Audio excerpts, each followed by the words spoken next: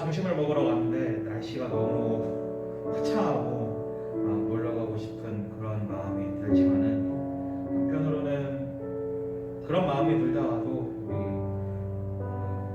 우리 수고해 주시는 우리 의료진들, 그리고 우리 그곳에서 고생하고 있는 우리 원지 형제를 생각을 하면은 참 그 마음이 사그라들면서 나조차도 방역 수칙을 잘 지켰는가 한번 되돌아보는 시간을 가지더라고요. 여러분들도 방역 수칙 안에서 안전한 삶을 살고 또 주님께 기도하면서 하루빨리 종식이 되고 회복이 되는 그런 날이 오기를 간절히 소망합니다.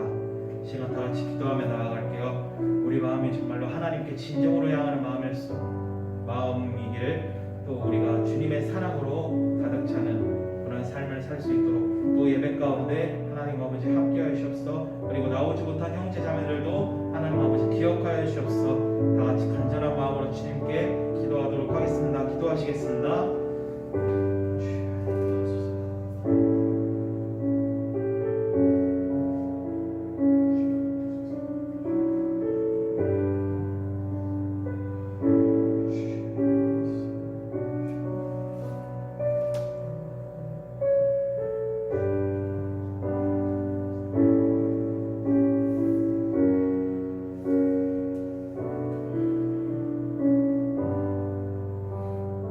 우리 다 같이 찬양드리고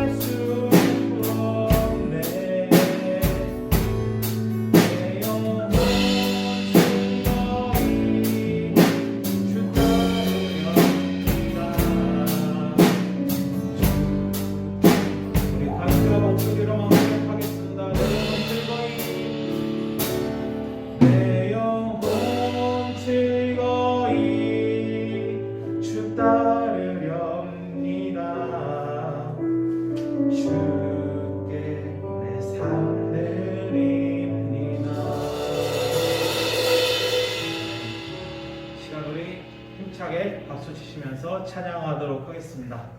하나, 둘, 셋. 신실하신 하나님, 실수가 없으신 좋으신 나의 주. 신실하신 하나님, 실수가 없으신 좋으신 나의 주. 나의 반석이신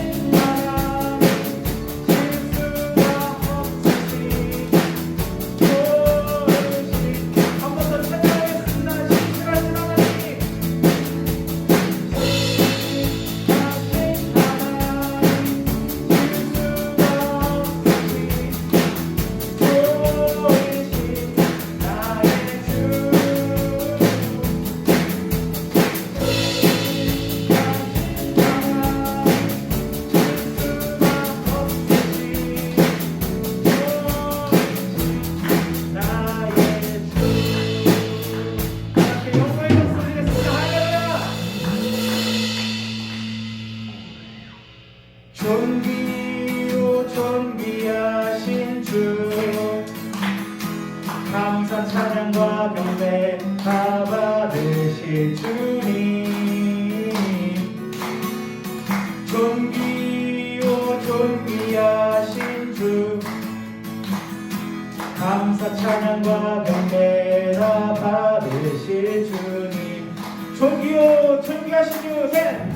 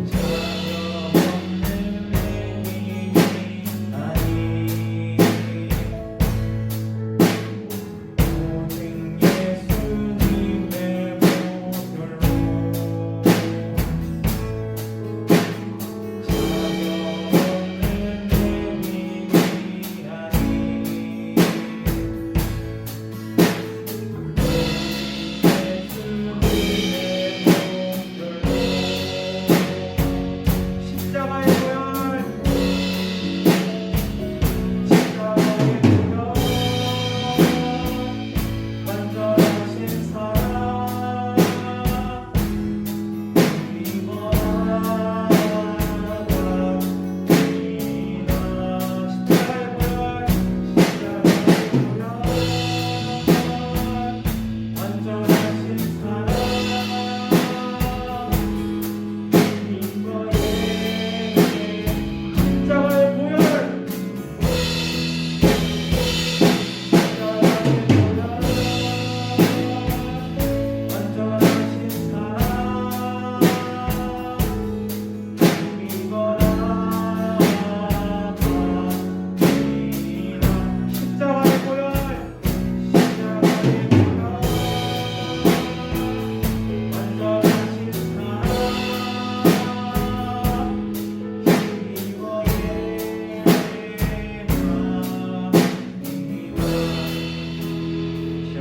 기도할 때 오로지 주님의 보혈로 나아가는 우리들이 될 수 있도록 우리의 힘이 아닌 오직 주님의 보혈, 주님의 사랑으로 힘입어 나아가는 우리들이 될 수 있도록 인도하여 달라고 우리 다 같이 간절한 마음으로 주님께 기도하도록 하겠습니다. 기도하시겠습니다.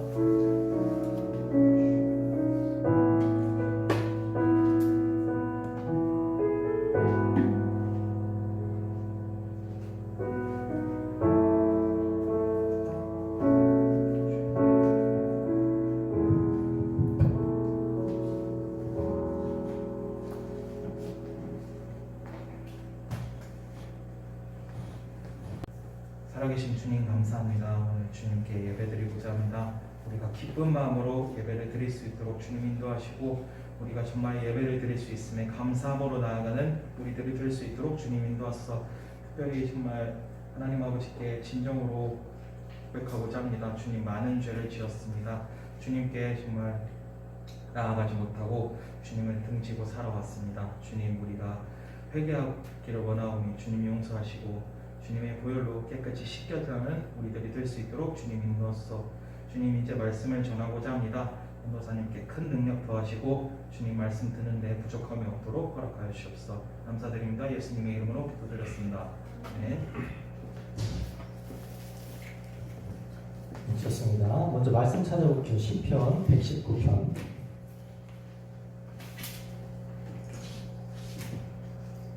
시편 119편 9절입니다. 9절.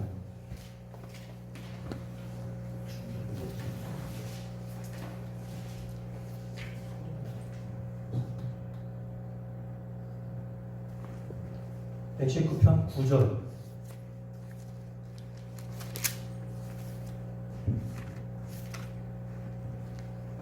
자, 먼저 같이 큰 목소리로 한번 읽어보겠습니다. 청년이 시작. 청년이 무엇으로 그 행실을 깨끗하게 하리이까? 주의 말씀만 지킬 따름이니이다. 아멘. 네, 암송하겠습니다.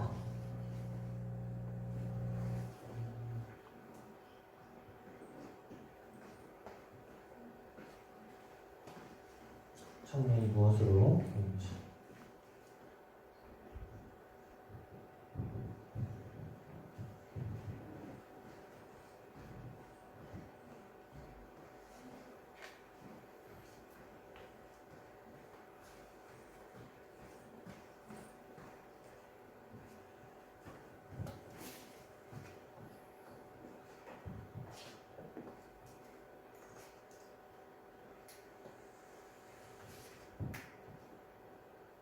어렵지 않죠? 눈 감고 한번 해볼까요? 눈 감고. 청년이 시작. 청년이 무엇으로 주의 말씀만 시편 119편 앞에 보고 나를 보고 하겠습니다. 청년이 시작. 청년이 무엇으로 그 음식을 깨끗하리까? 따릅니다. 시편 119편 9절 좋습니다. 오늘 말씀 들어가겠습니다. 마가복음 8장 27절에서 33절까지 말씀입니다.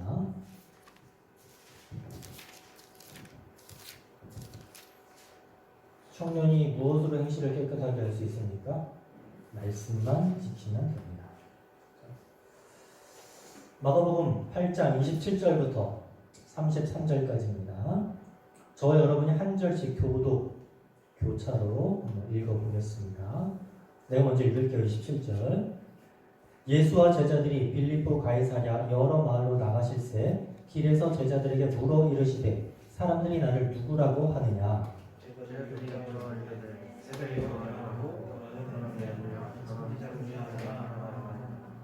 또 물으시되 너희는 나를 누구라 하느냐. 베드로가 대답하여 이르되 주는 그리스도시니이다 하매 인자가 많은 고난을 받고 장로들과 대제사장들과 서기관들에게 버림받아 죽임을 당하고 사흘 만에 살아나야 할 것을 비로소 그들에게 가르치시되 다같이 예수께서 돌이키사 제자들을 부시며 베드로를 꾸짖어 이르시되 사탄아 내 뒤로 물러가라. 네가 하나님의 일을 생각하지 아니하고 도리어 사람의 일을 생각하는도다 하시고. 아멘. 너에게 나는 누구니? 너에게 나는 누구니? 라는 제목으로 마가복음 52번째 시간 하나님 말씀 전하겠습니다. 평소에 신문을 좀 보면서 특별한 내용은 스크랩을 해두곤 합니다. 라임 사태로 잘 알려진 사기 사건도 그 중에 하나였습니다. 라임 자산운용이라는 회사가 있는데 여러 투자자들로부터 이렇게 돈을 받아서 그것을 대신 투자해주고 이게 수익이 나면 이제 수수료를 받고 또 수익금을 다른 투자자들에게 이렇게 돌려주는 거예요. 근데 이 회사가 투자한 자산에 문제가 있다는 것을 알고 있는데도 계속해서 고객의 돈을 끌어모은 겁니다. 사기치는 거죠. 문제가 생긴 돈이 있으면 새로운 고객의 돈으로 그것을 메우고 심지어 펀드 돌려막기라 그래서 문제가 없는 펀드하고 문제 있는 자기 펀드하고 이렇게 합쳐버리기도 하는 그런 수법을 쓰기도 했습니다. 그래서 끝내는 환매 중단, 그러니까 고객 돈 나 못 돌려줘, 배째, 이렇게 얘기가 된 거예요. 피해 규모가 얼마냐? 1조 6천억 원입니다. 막대하죠? 근데 이 과정에서 신한금융투자랑 검찰 수사관 또는 정치권 인사들이 이 금융사기에 가담한 정황이 드러났더라 이거예요. 명품가방, 외제차, 현금 이런 뇌물들을 받았다 이거예요. 아직도 재판이 진행 중에 있습니다. 그런데 사기 사건을 굳이 내가 스크랩한 이유는요. 그 중심에 있는 김봉현 씨의 그 수첩 기록 때문이었어요. 이 라임 회장이었던 김봉현 씨가 업무 수첩이 8건 있었거든요. 한 기자가 이 수첩을 이렇게 받아 입수해서 그 중에 한 권 이렇게 딱 펼쳐가지고 그걸 사진으로 찍었습니다. 그리고 이제 기사를 낸 거예요. 그 수첩이 하루 종일 굉장히 빽빽한 내용으로 채워져 있었는데 첫째 줄이 나에게는 굉장히 충격이었어요. 첫째 줄이 뭐냐? 3월 11일 화요일 5시 10분 기상 새벽 기도라고 쓰여 있었어요. 이 사람의 종교가 뭡니까? 기독교예요. 이 사람이 매일 아침 일어나서 가장 먼저 하는 일 뭡니까? 하나님께 기도하는 거였어요. 그러니까 많은 궁금증이 생기는 거예요. 도대체 그에게 믿음이란 게 뭐였을까? 왜 새벽마다 교회에 갔을까? 가서 무슨 기도했을까? 자기 만족이었나? 하나님 이번에 사기치는데 제발 걸리지 않게 해주세요. 그렇게 기도했을까? 그럼 솔직히 말해서 여러분 중에 5시에 일어나서 새벽 기도하는 사람 있나요? 우리 중에? 아마 없을걸요? 그렇죠? 근데 이 사람은요 날마다 새벽에 일어나서 주님께 기도했던 사람이에요. 썬데이 크리스찬 아니다 그 말이에요. 그런데 1조 6천억 원의 사기를 쳤습니다. 문제가 있다는 거 알면서도 계속해서 뇌물을 바쳐가면서 돈을 긁어 모은 거예요. 심지어 그 사진 바로 밑에는요 이런 기사 내용이 있었습니다. 당시 김봉현 회장과 가장 많이 돈 거래를 한 인물은 같은 교회 다니는 김모 집사다. 그는 김봉현이 지난해 횡령금을 빼돌릴 당시 회사의 등기상 대표이기도 하다. 기사 내용이에요. 이걸 여러분 속칭 바지 사장이라고 하죠. 거짓말로 그냥 이름만 올려놓는 사람입니다. 횡령금 빼돌릴 당시에 바지 사장 해준 사람은 같은 교회 다니는 김 집사였어요. 그럼 여러분 그들에게 예수님은 도대체 어떤 의미였을까요?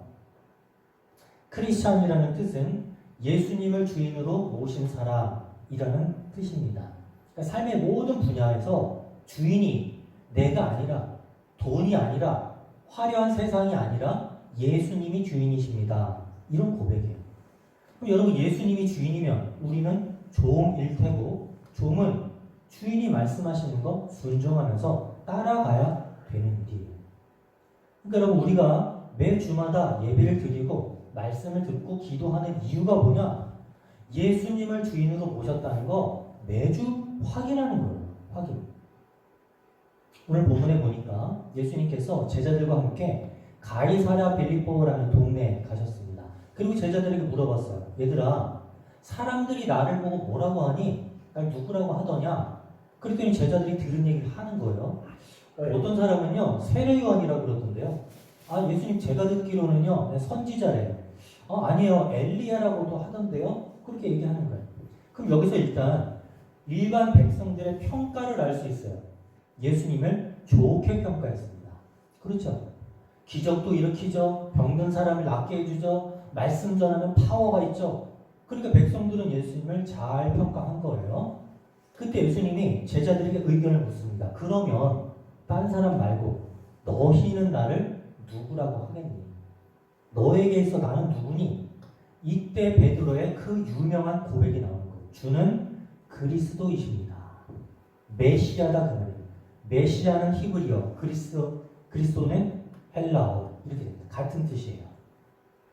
근데 중요한 사실은 뭐냐? 이 고백이요, 가이사랴 빌립보라는 도시 그 한 복판에서 이루어졌다 그 말이에요.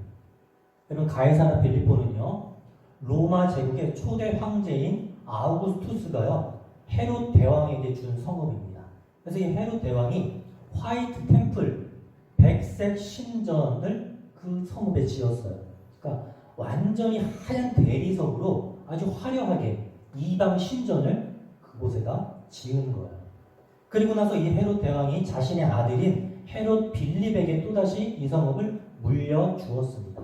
그래서 이 빌립이 오히려 더 확장공사 크게 만들어가지고요, 북부 지역의 수도로 결정을 했어요. 그리고 나서 로마 황제 그 이름을 기리면서 가이사랴 빌립보 이렇게 얘기하는 거예요. 가이사랴는요, 카이사르 로마 황제를 얘기하는 거고, 빌립보 자신의 이름 빌립, 그걸 합쳐가지고 가이사랴 빌립보 이렇게 얘기를 했다는 거예요. 그러니까 그 도시는, 가이사랴라는 도시는 철저하게 헬라화된 이방 도시다 그 말이에요. 행정 중심지이면서 화려한 신전이 있는 그 도시 한 복판에서 예수님이 제자들에게 물으시는 거예요.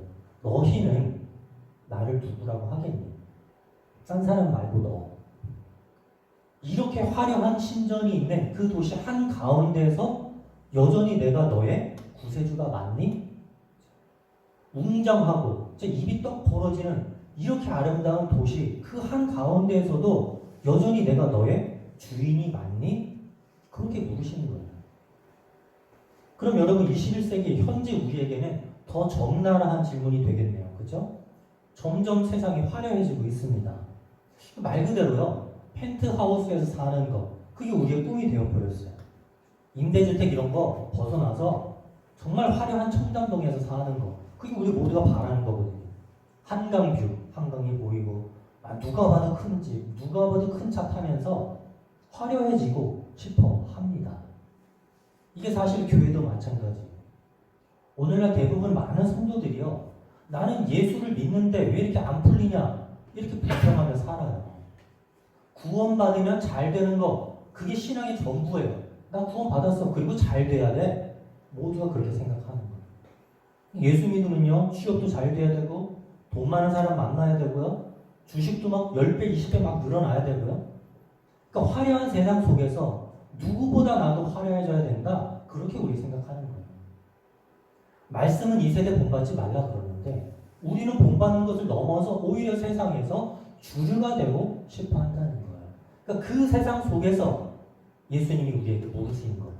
얘들아, 그러면 그 세상 안에 너는 나를 누구라고 하겠니? 너에게 도대체 나는 누구야? 이렇게 물으시는 거예요. 이런 얘기를 해서 좀 미안합니다. 근데 실제로 있는 이야기이고 또 우리가 각성하자는 의미이니까 이해를 하고 들어주세요. 내 부모님이 이제 교회를 옮긴 지 2개월 정도 되었습니다.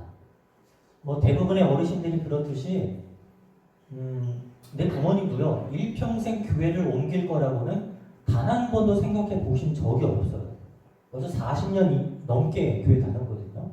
실제로 지금 그 미아 사거리에 있는 그 교회에 초창기 시절부터 계속 다니셨어요. 적금을 깨가면서 건축 헌금했고요. 벽돌 한 장 한 장이 너무나도 소중하게 여겨질 만큼 사랑했던 교회예요. 친구들도 대부분 교회에서 만났죠. 얼마나 많은 신앙 고백과 눈물과 기쁨이 그런 추억들이 있었겠어요. 그렇죠? 근데 이제는 완전히 정남이가 떨어졌다 그러면서 교회를 완전히 떠나셨습니다. 이유가 뭐냐? 담임 목사님 때문이었어요. 담임 목사님이 교회 주차장 땅을 성도들 몰래 팔았어요. 이 돈이 수십억 원입니다. 부모님 얘기로는 한 100억 정도 된다고 하셨는데 주차장 그 땅에 건물까지 있어서 그런 것 같아요. 지금 성도와 목사가 서로 경찰에 고발하는 지경에까지 갔습니다. 알고 보니까 그 많은 돈으로 사모님 명의의 아파트를 2채 이상 구입해 두었다고 하는 거예요. 하도 기가 막혀가지고 이제 도저히 더는 그 목사님이 하시는 말씀과 예배 드릴 자신이 없다 그러면서 집 근처에 있는 교회로 옮겼습니다. 아직도 문제가 해결되지는 않았어요. 그럼 생각이 되는 거죠. 그 누구보다도 세상의 화려함과 거리를 두어야 될 사람이 종교인 아닌가요? 그런데 화려한 세상 속에 돈의 눈이 멀어서 돈을 주인 삼아 살아간다면 그분에게 있어서 예수님은 과연 누구신가? 그분이 인도하는 예배와 설교는 도대체 어떤 의미가 있는 걸까? 아까 처음에 얘기했던 김봉현 씨하고 뭐 다를까요? 새벽 5시에 일어나가지고 매일같이 새벽 예배를 드려요. 그런데 꾸준히 사기를 치는 거예요. 그 믿음과 이 믿음이 뭐가 다를까? 그럼 여러분에게도 한번 묻고 싶은 거예요. 6일 동안 여러분 세상에 살 때 여러분에게 있어서 예수님은 누굽니까? 어떤 의미가 있어요? 여러분에게 있어 주인이 맞습니까?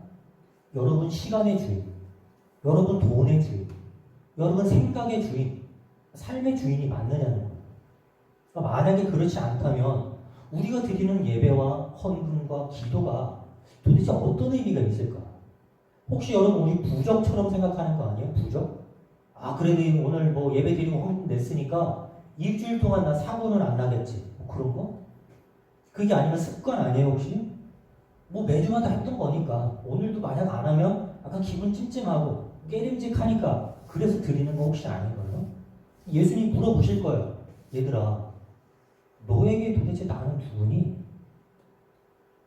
중요한 것은요, 이게 입술로만 고백하는 것은 아무런 의미가 없다는 거예요. 왜냐? 베드로도 똑같았거든요.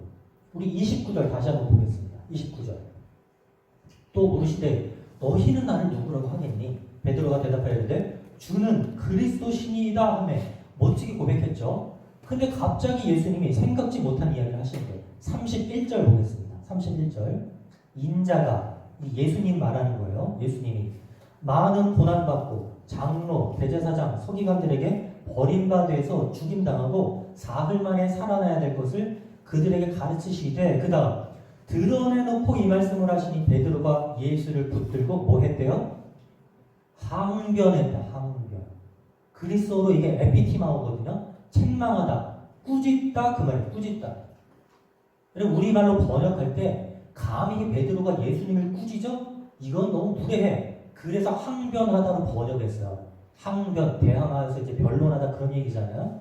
그 정도로만 번역했는데 헬라어 원문은 뭐냐? 그냥 꾸짖는 거예요. 꾸짖는 거. 그 33절 다음 절에도 예수님이 베드로를 꾸짖잖아요. 그 단어랑 똑같은 단어예요. 에피티마. 영어로 rebuke. 꾸짖는 거. 그러니까 여러분 이 상황이 뭐냐면요. 조금 과장해서 말하면 이 베드로가요. 지금 예수님을 멱살 잡고 끌고 가서 한쪽 구석에다가 몰아놓고 지금 막 꾸짖는 거예요. 저기 예수 선생 지금 뭔 소리 하는 거야? 나 지금 조금 거슬리네. 아니 우리가 지금 3년 동안 당신 지금 시다발이한 거 생각해 줘야 될 거 아니야. 당신이 왕이 돼서 우리가 한 자리씩 하게끔 해줘야 되는 거 아니야? 지금 그런 상황이거든요. 갑자기 예수님이 죽으러 가야 된다는 거야. 나 죽어야 돼. 십자가지로 가야 돼. 그러니까 너무나도 말도 안 되고 황당한 이야기잖아요. 베드로 입장에서는. 지금 한창 사람들에게 인기 얻었죠. 좋은 평가 얻었죠. 지금 성공 가도를 막 달리고 있거든요.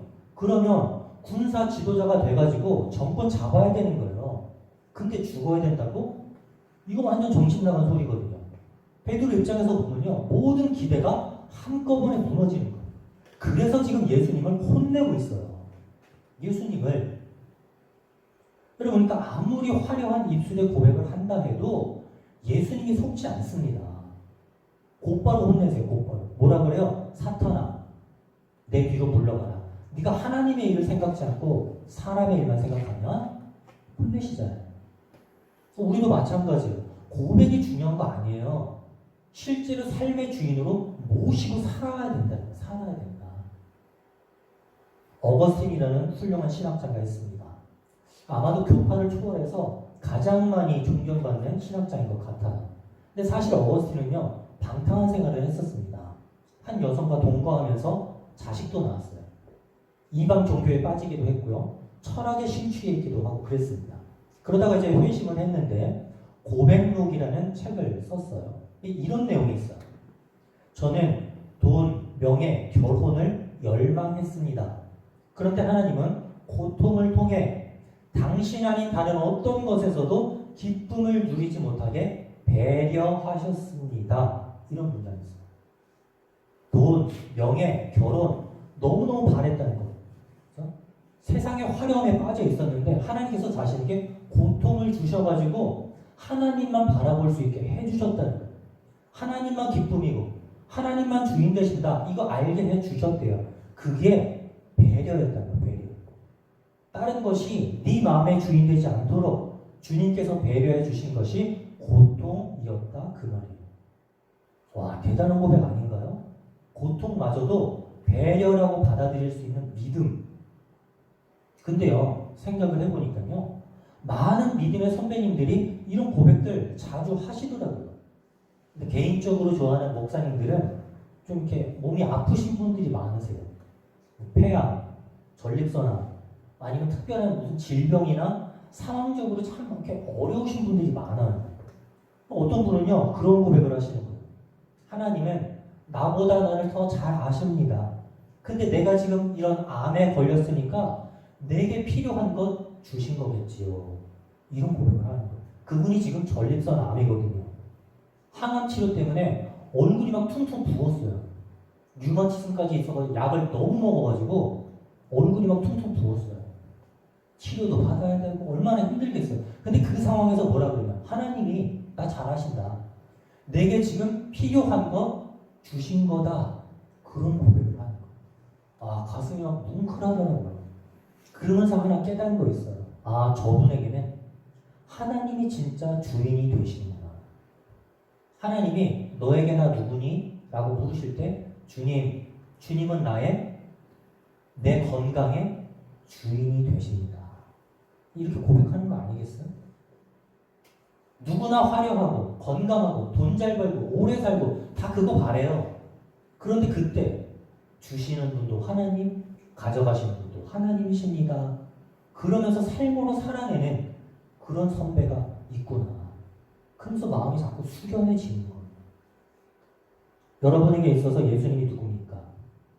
여러분 지금까지 이렇게 예수님 믿으면서 신앙생활 해오면서 예수를 위해서 여러분 휴가를 반납해 본 적 있나요? 한 번이라도. 휴가를 예수님을 위해서 한번 써본 적 있나요? 아니면 예수님을 위해서 한 끼를 굶은 적 있나요? 한 끼라도 이렇게 금식해 본 적. 예수님 때문에 욕 먹어본 적 있어요? 나 때문에 아니라 예수님 때문에 비난받아본 적. 만약에 없다면 우리가 진짜 예수님을 주인으로 모시는 건가? 우리가 십자가의 길을 걷고 있는 건가? 혹시 여러분 우리에게 예수님이 반쪽짜리 메시아 아닌가요? 절반의 그리스도.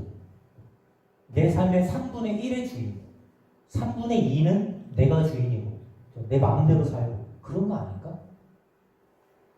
화려한 세상 한복판에서 예수님이 우리에게 물으실 거예요. 얘들아, 너에게 있어서 나는 누구니? 예수를 이용해서 권력 한몫 잡아오고 싶은 사람, 이거 일반 백성이나 제자들이나 똑같았어요. 우리도 마찬가지 아니에요? 예수를 이용해서 화려한 세상에서 막 더 화려해지고 싶어요. 예수 믿으니까 그냥 웅장한 교회에서 좋은 스펙 있는 사람들하고 부동산 얘기, 뭐 주식 얘기하면서 우쭐대고 싶어해요. 심지어 새벽 5시에 일어나서 기도도 하는데 욕망할 거 다 욕망하면서 사는 거예요. 어느 날 불현듯 예수님께서 물으실 거예요. 얘야, 너에게 나는 누구니? 그렇죠? 결론을 맺습니다. 예수님이 제자들과 가이사라 빌립보라는 동네에 가셨어요. 제자들에게 물어봤어요. 야, 너희는 나를 누구라고 하니? 그때 최측근이었던 베드로가 주는 그리스도이십니다. 멋들어지게 얘기를 해요. 근데 몇 분 지나지 않아서 예수님께 호되게 꾸지람을 듣습니다. 예수님이 고난의 길로 가야 된다고 하니까 자신의 욕망 채워주지 않으니까 예수님을 막 구석에다 몰아놓고 지금 꾸짖고 혼냈거든요.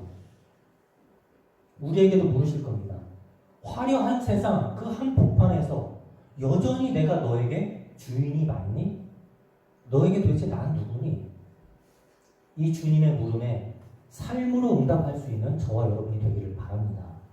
내 삶의 주인, 내 생각의 주인, 내 시간의 주인 오직 예수님 한 분밖에 없다는 것. 함께 찬양하겠습니다. 꽃들도 찬양하고 기도하겠습니다.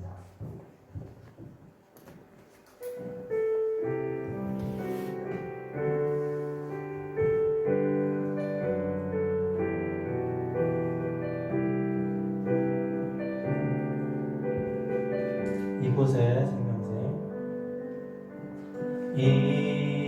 이곳에 생명샘 솟아라 눈물 홀짝 지나갈 때에 머셔라 열매 맺히고 웃음소리 넘쳐나리라 꽃들도 구름도 바람도 넓은 바다도 찬양하라 찬양하라 예수를 하늘을 울리며 노래해 나의 영혼아 은혜의 주 은혜의 주 은혜의 주 2절 그날에 하늘이 열리고 모든 이가 보게 되리라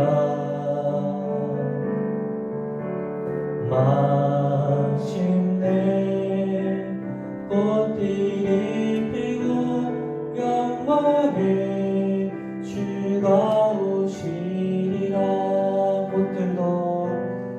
꽃들도 구름도 바람도 넓은 바다도 찬양하라 찬양하라 예수를 하늘을 울리며 노래해 나의 영혼아 은혜의 주 은혜의 주 은혜의 주 함께 기도하겠습니다. 자, 기도할게요. 주님이라는 말 자체가 우리의 주인이라는 고백인데 사실 우리가 돈을 주인으로 섬길 때가 많습니다. 나 자신을 주인으로 섬기기도 합니다. 용서해 주시옵소서. 화려한 세상의 한복판에서 제자들에게 너에게 나는 누구니? 라고 물으신 주님이 오늘도 우리에게 물으십니다. 입술로만의 고백이 아니라 삶으로 주님을 고백할 수 있게 도와주십시오. 예수님을 이용해서 내 욕망을 이루려는 게 아니라 예수님을 높여드리는 참된 제자가 될 수 있게 도와주옵소서. 예수님의 이름으로 기도합니다. 아멘. 꽃들도 후렴 부분 부르시면서 준비하신 헌금 드리시겠습니다.